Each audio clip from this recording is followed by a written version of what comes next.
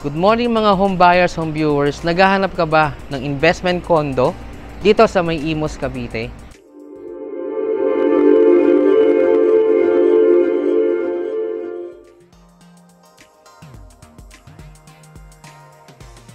Yung project natin na ito ay along Aguinaldo Highway lang. 290 meters lang doon sa pinaka main road natin. Kung naghahanap po kayo ng malilipatan agad, tamang-tama po ito sa inyo. Itong condo na to, ang accessibility nito, malapit ito sa may Cavitex, sa may Calax, sa may MCX, Daang Hari Road, at yung Emilio Aguinaldo Highway. Kung bakit siya maganda? Dahil malapit ito sa The District Mall.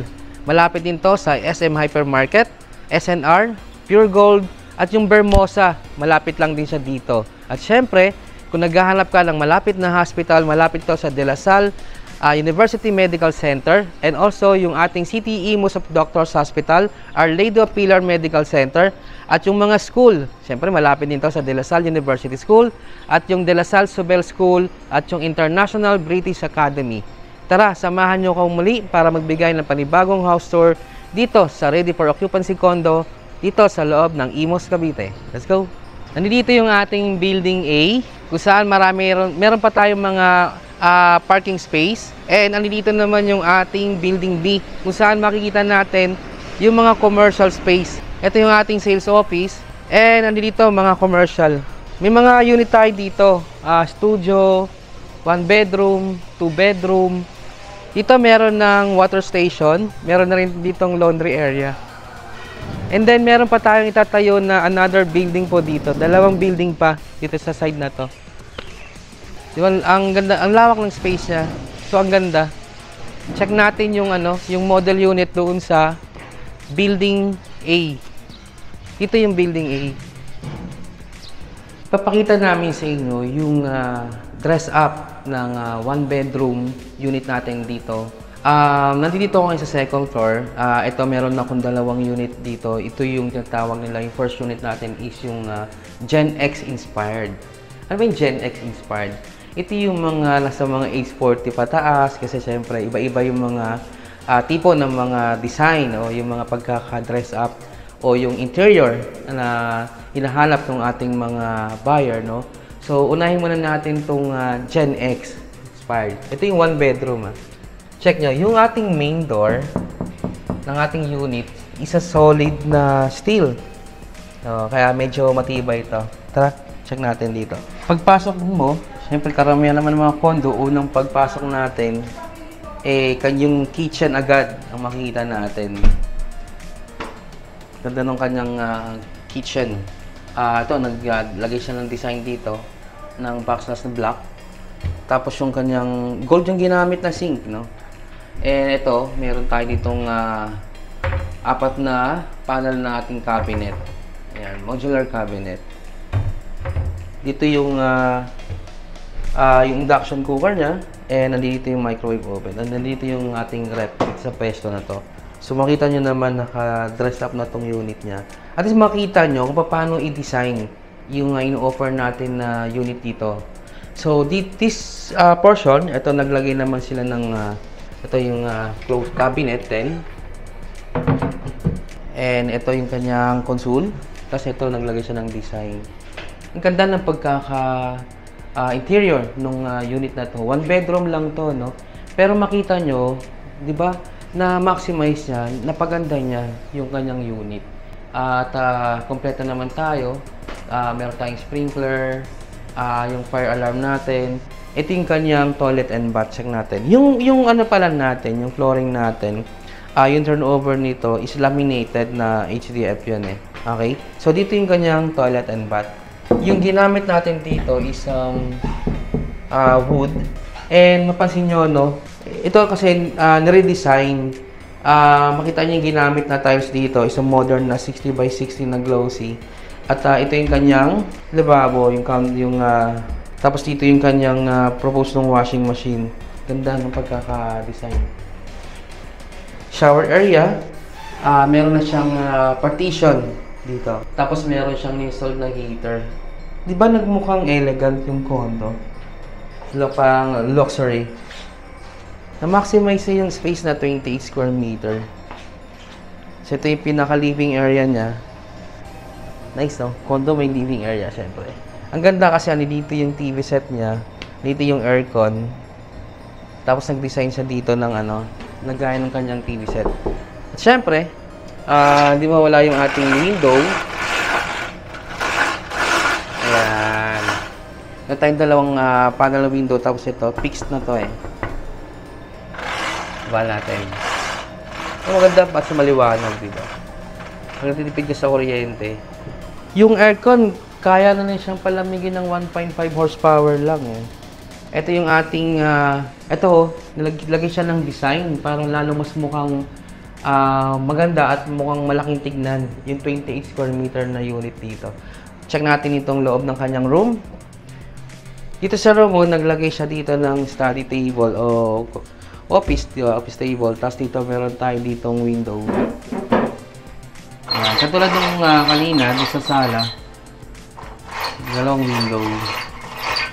Ganda ng combination ng color niya, black. Tapos dito, ito, nag-customize siya ng cabinet, o closet modular, closet cabinet. And ito yung kanyang bed. Queen size, nagkasya yung queen size, tapos naglagay siya dito ng headboard. Diba ang ganda, tapos ito, meron pa siyang gamit dito. Ganda. Diba? Ang laki. Sakto. May space ka pa dito sa harap. Kung work from home ka, at isa dito ka lang sa room para tahimik. Ang ganda ng pagkaka-interior. So, ang naman ang mga condo naman, basta maganda yung mga pagkaka-interior mo, pwede na di ba? Sobrang ganda. Para siyang nagmukha siyang luxury na condo. And meron pa tayong isang unit na ipapakita sa inyo na one bedroom din na iba naman yung setup ng pagkakabihis niya. Check natin. Nice, oh. Doon, high ceiling. So, ito, naka-drop ceiling siya dito. Check natin yung kabilang unit. Tara. Ito yung kabilang unit na another dress up. Ang tawag nila dito is millennial inspired. Check natin. Halos parehas naman yung yung design, tsaka yung size ng unit natin kanina. Ito dahil ito ay millennial, syempre usually mga millennial mga 40 and below yan. So iba naman yung pagkakabihe, so pagkaka-dress up of nung unit na to. Ang maganda dito ngayon lang ako nakakita ito, parang vintage na microwave. Di ba? Ang ganda ng color. So, Kasumi yung brand. Siguro Japan to. At pati yung niya, Kasumi din eh. Kita yung ganda ng kanyang counter. Tapos meron tayo isang sink dito. Modern yung ating kitchen counter. Dito yung propose natin ng induction cooker. So, pwede ka maglagay ng range hood dito. Tapos dito, sa side na to, naglagay din tayo dito ng console. Kasi ito, pina-customize natin to. Para meron tayong divider, lagayan ng mga gamit. See, meron ka pang space para sa iyong bike, no? Ganda ng bike din, ang ganda. Ito yung kanyang toilet and bath. Check natin. Dito tiles na yung ginamit niya eh. And dito, kita nyo naman yung color ng mga millennial natin. Orange yung door. Combination ng ipagka-green to eh, no? Tapos, ito yung kanyang washing dito sa ilalim. Kasi ito divider. Yung kanyang shower area, naka-enclose na. Ang ganda ng pictures eh. Tingnan. Ito naka-enclose na. And then yung ating shower set. Tapos meron na rin siyang heater doon. Ganda ng shower set niya. Yung combination ng tiles, ganda rin. 60 by 60. Ito niya yung combination ng color, no? Grabe. Pang millennial talaga. So, ito yung propose natin sa ating rep. And ito yung dining natin. No? Portable yung ating dining table. Tapos ito, meron siyang ditong sala, living area. Ginawa niyang so, itong mahaba na to. Customize yung ginamit natin dito. Pero, mayroon ka pang cabinet dito sa ilalim. Na open yan. Set of mirror. Ang ganda din ng mirror niya. Ang cute ng kanyang dining table. Tapos yung combination ng mga color. Pang millennial talaga. So dito yung ating aircon na window type. Kayang palamigin eh. 1.5 horsepower lang to eh. Tapos naglagay na rin siya dito ng study table na. Kasi ito may mga cabinet dito. Ito yung kanyang TV. Ito yung kanyang window. Ayan. Almost the same lang yung layout. Nagkaiba lang nito is yung pagkaka-dress up. Yung Gen X at saka itong Millennial. Yung combination ng color. Tignan mo naman yung kulay ng kanyang door. Blue. Tapos ito, naglagay din dito. Dito yung kanyang room. Naglagay din tayo dito ng study table o computer, office table. Kasi ito yung kanyang aircon na window type. Kasi ito yung kanyang window dito sa kanyang kwarto. Naglagay siya ng sabitan. Ganda. Tapos ito mirror. Ito yung ating cabinet. Modular. And another table pa dito. Ayan, parang ito yung vanity, no? Parang vanity area. Tapos ito, naka-customize yung kanyang cabinet dito. Wow. Paikot siya. Tapos dito, lagay ng mga frame. Queen size yung bed. Ito yung color niya. Ganda. Combination ng gray, blue and green. Nag-match talaga yung kulay. Ganda, no? 28 square meter. Pero nagawa niyang ganito. Naayos siya ng maayos yung kanyang unit. Para siyang bachelor's. Yung kabila parang bachelor's pad. Ito naman, millennial.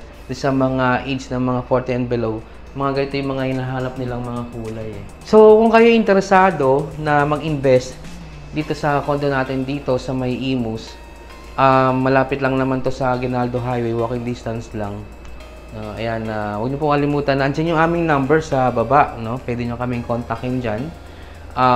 Kung kayo pala bago sa aming channel, huwag niyo pong kalimutan na mag-like, mag-subscribe, pa-share na rin po ng ating mga video.